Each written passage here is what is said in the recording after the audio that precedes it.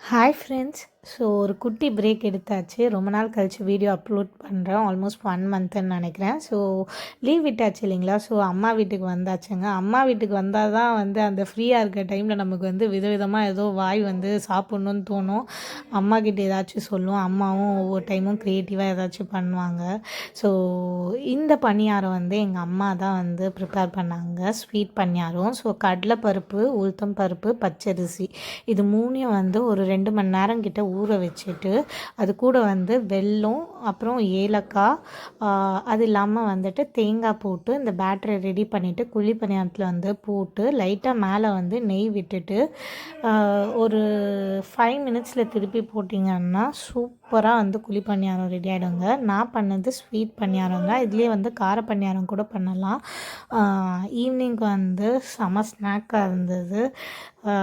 And பசங்களுக்கு ஹெல்த்தியாக கொடுக்கணும்னு நினச்சிங்கன்னா இந்த பேட்டர் கூடவே நீங்கள் வாழைப்பழம் இல்லை ஆப்பிள் அந்த மாதிரி ஃப்ரூட்ஸ் ஸ்மாஷ் பண்ணியும் ஆட் பண்ணிக்கலாம்.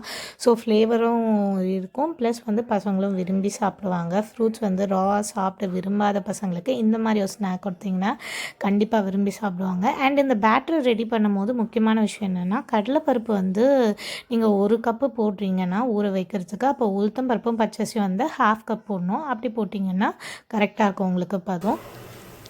நெக்ஸ்ட் வீடியோவில் இன்னொரு ஸ்நாக்கோடு சந்திக்கிறேன். மறக்காமல் எல்லோரும் உங்களோட ஹாஃப் இயர் டேஸை பயங்கரமாக என்ஜாய் பண்ணிங்கன்னு நினைக்கிறேன். மறக்காமல் சப்ஸ்கிரைப் பண்ணுங்கள்.